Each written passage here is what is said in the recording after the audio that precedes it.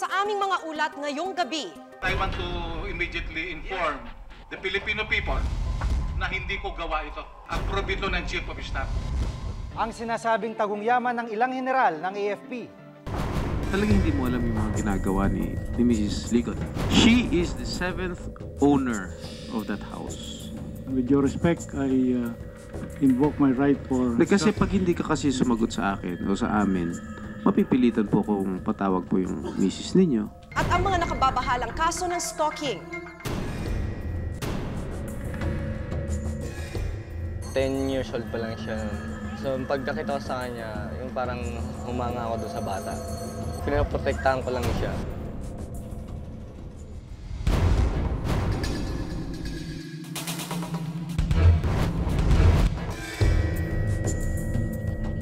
Alas 7:45 ng umaga, isang balitang gumulat sa marami. At 8:32 ng itong umagang ito, he was pronounced dead. Nagpakamatay ang dating Armed Forces of the Philippines Chief of Staff, Angelo Reyes. Please lang, pwede lang ho natin paanoin yung pamilya, pahingahin yung pamilya. Gusto lang ho nila magluksa, na silang kasama lang nila at ayaw nila talaga ho na talagang umarap na sa media. Bago mangyaring insidente, nasangkot si Reyes sa kontrobersya tungkol sa umano'y milyong-pisong pabaon sa mga nagre-retirong Chief of Staff. Marin itong itinanggi ni Reyes at ng iba pang dating AFP chiefs. Kasabay ng pagpanaw niya, ang mga katanungang tila hindi na mabibigyan ng kasagutan. I want to immediately inform the Filipino people na hindi ko gawa ito. Approve ito ng Chief of Staff. With your respect, I invoke my right for... Bukod kay Reyes, dalawang general pa ng AFP ang parehong sangkot ngayon sa malaking eskandalo. Ang mga dating AFP controller na sina retired Major General Carlos F. Garcia at retired Lieutenant General Jacinto Ligot. Bilang controller, sina Garcia at Ligot ang tumatayong financial manager ng Armed Forces. Kaya sila rin ang nagre-release ng lahat ng pondo sa mga AFP units. Ang posisyong ito ang tila naglagay din sa kanila sa gitna ng kontrobersya. Nagsimula ang kaso ni Garcia nang mahuli sa San Francisco Airport sa Amerika ang kanyang dalawang anak noong December 2003 dahil sa hindi pagdedeklara ng daladalang $100,000 pambayad umano ng isang condo unit sa New York. Ayon sa sulat na ipinadala ni Garcia sa Fines, Penalties and Forfeiture Office ng US Customs, galing daw ito sa savings, honoraria at dividends niya sa mga nakalipas na taon. Sa sworn statement naman na isinumite ng asawa ni Garcia na si Clarita noong April 2004, mas kagulat-gulat ang mga idineklara nito. Nakakatanggap daw si Garcia ng travel expenses at shopping money na umabot ng $20,000. Dito na nagsimulang matuklasan ang mga itinatagong yaman ni Garcia at maging ng kanyang pamilya. Kung susuriin ang Statement of Assets, Liabilities and Net Worth o SALE ni Garcia, mapapansing mula 1993 nang magsilbi siyang Assistant Chief of Staff ng AFP, may asset lamang siyang mahigit 700,000 piso. Umakyat ito at naging 1.4 million pesos noong 1999. At noong 2003, isang taon bago ang kanyang pagre-retiro, umakyat ang kanyang kabuuang asset at umabot ng 2.83 million pesos. Pero higit na nakakabigla ang iba pang ari-arian at yaman na natuklasan ng Office of the Ombudsman na nakapangalan umano sa kanya at kanyang pamilya.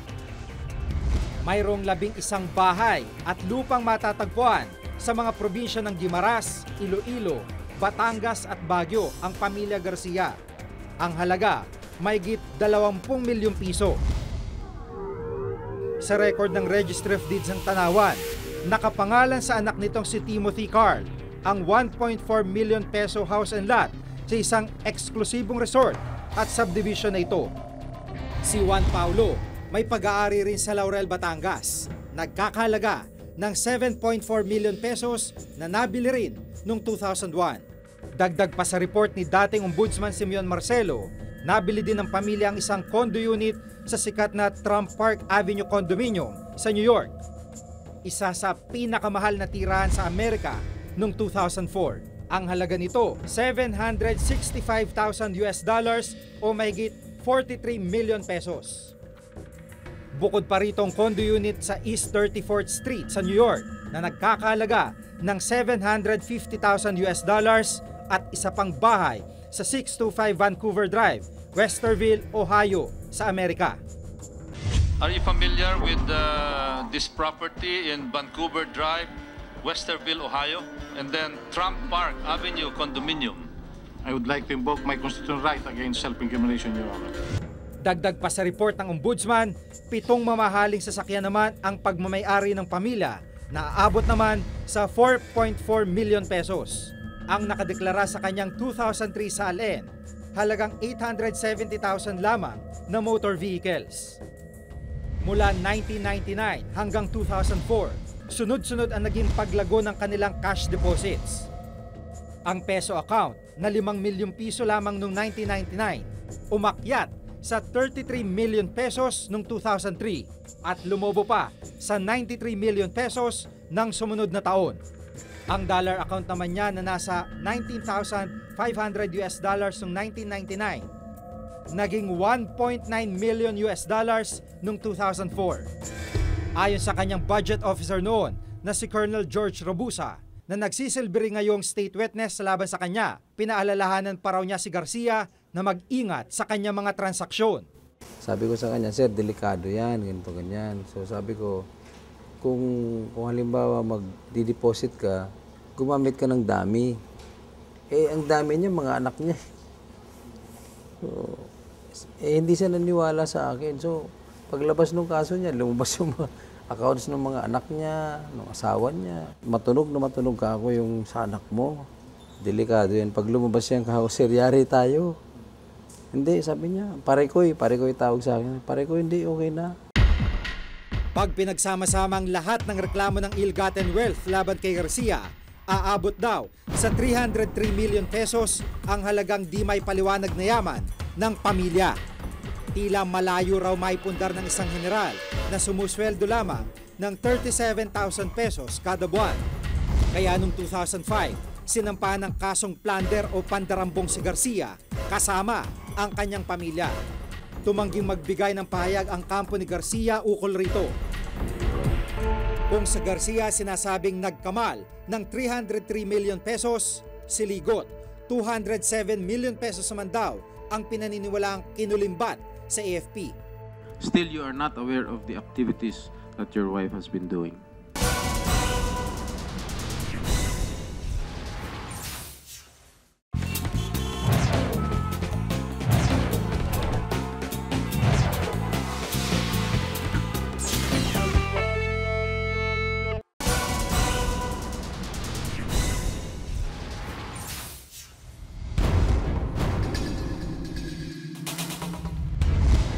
Bukod kay Garcia, isa pang AFP controller ang sangkot sa kontrobersya.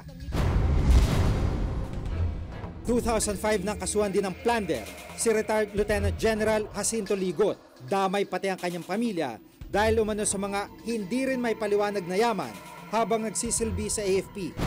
Kung susuriin, halos pareho mga kasong kinasasangkutan ng dalawang general ayon na rin sa mga dokumento mula sa Ombudsman. Kung sa Garcia sinasabing nagkamal ng 303 million pesos, si Ligot, 207 million pesos naman daw ang pinaniniwalaang kinulimbat sa AFP. May 11 counts din ang kasong perjury na kasampa laban kay Ligot dahil sa mga pag-aari at yamang hindi niya idineklara sa kanyang SALN mula 1993 hanggang 2003. Nabulgar din na nakabili ang asawa ni Ligot na si Erlinda ng 2 bahay sa Amerika. Isa sa Buena Park, California na nagkakahalaga ng $183,000 at isa pang bahay sa Anaheim na nagkakahalaga naman ng $504,000. Talagang hindi mo alam yung mga ginagawa ni Mrs. Ligot. She is the 7th owner of that house, the United States. I have documents to prove. Still, you are not aware of the activities that your wife has been doing. With your respect, I invoke my right for... Kasi pag hindi ka kasi sumagot sa akin o sa amin, mapipilitan po kung patawag po yung misis ninyo Ayoko naman gawin yun. Kaya kayo na lang ako sumagot. Natuklasan din na nakapagbiyahe ang asawa ni Ligot ng 42 beses sa iba't ibang bansa mula 1993 hanggang 2004. Ayon kay Rabusa, karamihan daw dito sagot ng AFP at may pabaon pa.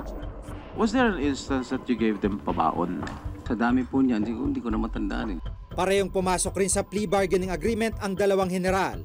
Ang kaibahan lang, si Ligot patuloy na dinidinig sa Sandigan Bayan ang agreement kung saan nakasaad na isosoli niya ang 21 milyong pisong kapalit ng pag-atras na mga kaso laban sa kanya at sa kanyang pamilya.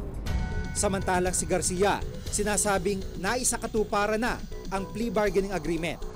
Sa kainitan ng presidential elections noong nakarang taon, isinulong ang plea bargaining agreement sa pagitan ng state prosecutor at ni Garcia na pirmado ng ombudsman. Ayon sa kasunduan, ibabalik ni Garcia ang 135 million pesos o halos kalahati ng 300 million pesos.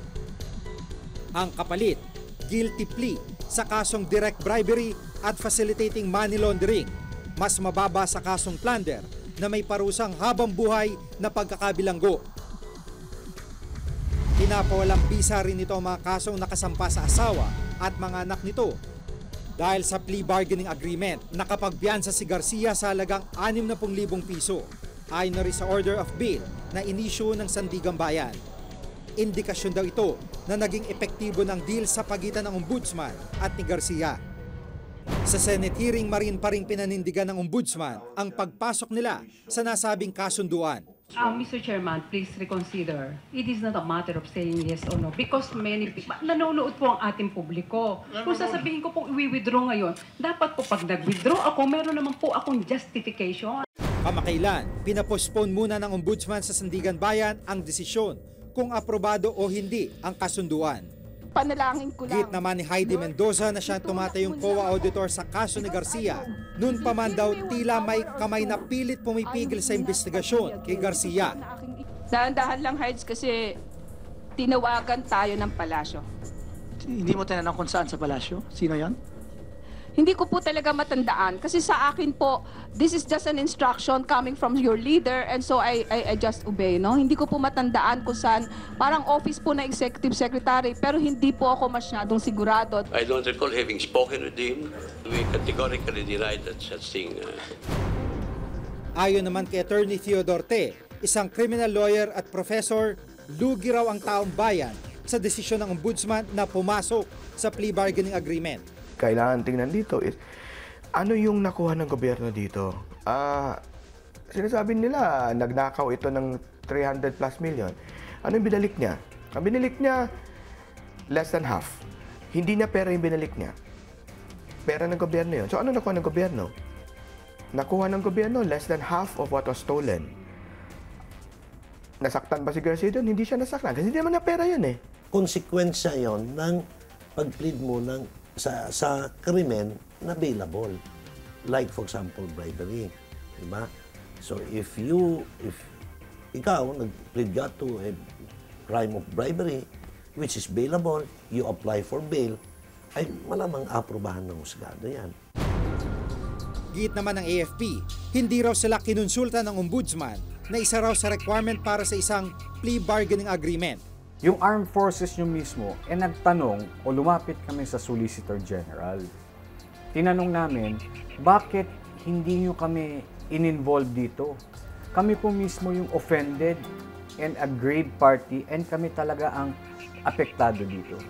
Wala naman sinasabi doon sa complaint na galing sa military finances ito. No? Ngayon lamang lumalabas na parang merong nanggagaling sa military, yung mga pera, no?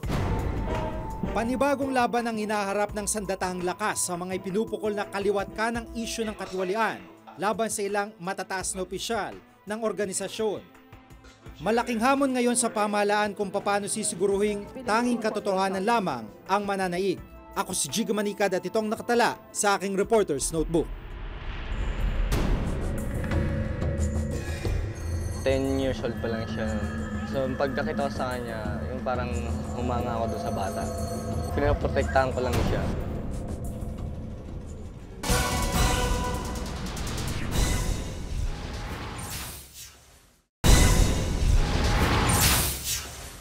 simpleng pagmamanman na uuwi sa malakihang paglapastangan, ito ang dinaranas ng ilang biktima ng stalking. Paano nga ba maproprotektahan ang mga biktimang gaya nila?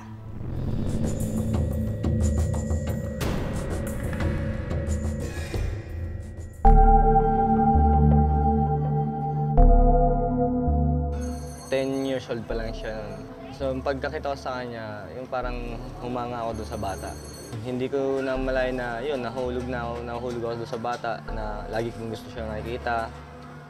Lagi kong gustong alam kung nasan siya, kung saan siya pupunta, kung anong gagawin niya, anong ginagawa. Pagmamasid, pagbabantay o pagnanasa ng palihim. Masarap daw sa pakiramdam ang dulot sa taong gumagawa nito. Ito ang gawain ng isang stalker. Ang 27 taong gulang na si Ivan, hindi niya tunay na pangalan, aminadong matagal ng stalker ng isang babae. Mula sa pagsunod na uuwi raw ito sa paninilip sa kanyang biktima. Makikita po siya pagka maliligo na. Umalis po sa bintana pero nandun lang po ako sa may gilid po ng bahay nila. Tingnan ko ba may mga ibang naninilip. Yun lang po, parang pinaprotektahan ko lang siya. Minsan na rin umanong binugbog ni Ivan ang isang lalaking nanligaw sa ini-stalk nito. Sabi nung father po ni Paula, manliligaw daw po ng anak niya. So, ganun. Napag-isipan ko po na hintayin kita dito sa labas. Sabi ko gano'n. Hinatid po kasi ni Paula, nung pag-iwan po ni Paula, mga ilang step lang po, ginalpi ko na po yung tao.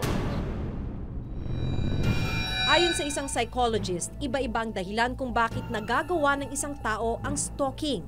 May mga nag-i-stalk kasi meron silang maling akala, paniwala na special sila dun sa kanilang ini-stalk.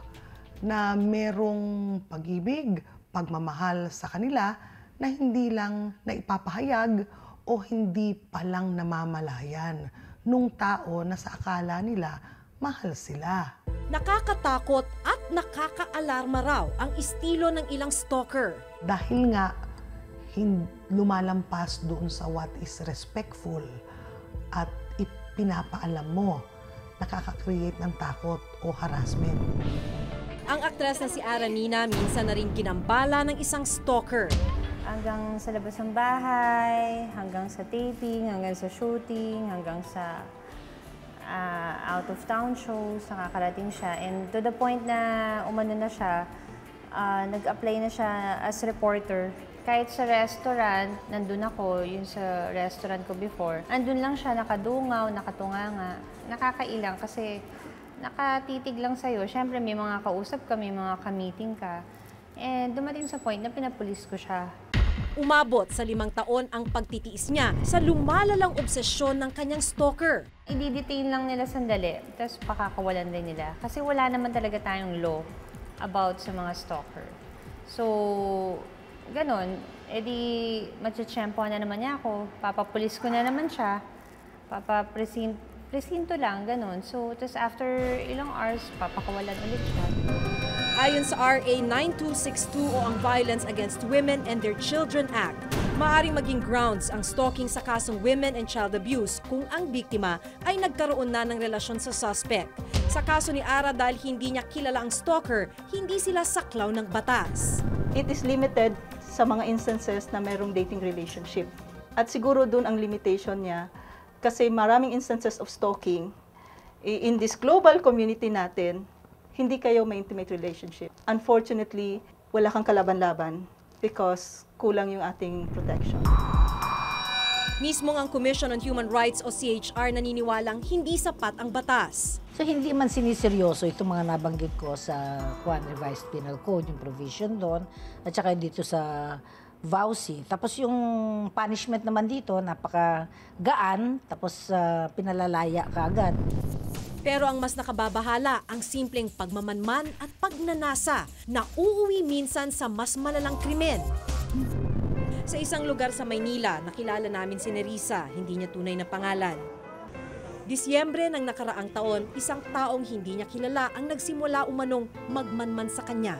Hindi naman namin siya kakilala, tsaka mga barkada ko hindi rin siya kilala. Parang dumadayo lang siya rin sa amin. Sinusundan niya kami, tapos pag nandun ako sa terrace, pa sulyap-sulyap siya sa akin, tingin-tingin. Tapos sinasabi niya, kukunin niya daw number ko. Sabi ko, tigil-tigilan mo. Pero hindi niya inakala na ang 2 buwang pag-aaligid-aligid nito mauuwi sa isang malagim na karanasan. Pumunta po ako sa CR, tapos sumunod po siya sa akin. Tapos bigla niya po akong tinutukan. Pagising ko po, ayun na po, nandun lang ako sa CR nakabulagta. Ginahasa si Nerissa ng kanyang stalker, pero ang mas masaklap, nagbunga ang ginawang panggagahasa sa kanya. Nagagalit po ako pag pinapagaltan ni Papa. Parang gusto ko siyang palaglag. Pero kahit ano pong gawin ko, hindi po siya malaglag eh. Nakalipas ang 1 taon, nag-iisa na si Nerissa matapos siyang itaboy ng ama. Pati ang kanyang mag-iisang taong gulang na sanggol, inilayo sa kanya. Gayunman, pagkasuklam pa rin daw ang nadarama niya para kay Baby Angel at sa ama nito. Siyempre po, mamahalin ko po yung bata kasi po kagustuhan ko yun. Pero di ko po mahal yung tao na yun, tsaka di ko nga po kilala yun eh. Sa mga nakalipas na taon, iba't ibang panukalang batas na ang ipinasa sa Senado kontra stalking. Kabilang narito ang Senate Bill 2442 ni Senador Manny Villar. Sa ilalim nito, ang sino mang mapatunayang nagkasala ay maaaring makulong ng 6 na buwan hanggang 2 taon. May piyansa naman ito ng 1 hanggang 5,000. Saklaw rin ito ang kahit anong kasarian. Sakali mang maipasa ang mga panukala laban sa stalking, kinakailangan pa rin daw bantayan ang pagpapatupad nito. As with all legislation, there's always the risk of it being misused. No, magandang intention, but it could be misused for example, blackmail. Yung Philippine National Police ay sinusuportahan yung pagpasa sa batas nitong Senate Bill na ito. At inaasahan namin na ito ay maging batas sa lalong madaling panahon. Walang makapagsasabi kung anong tumatakbo sa isipan ng isang stalker. Kaya bago pa mangyari ang mas mapait at malalang karanasan, kailangan ng iba yung pag-iingat at mas intensibong pagmamanman ng mga otoridad. Ako si Maki Pulido at itong nakatala sa aking Reporter's Notebook.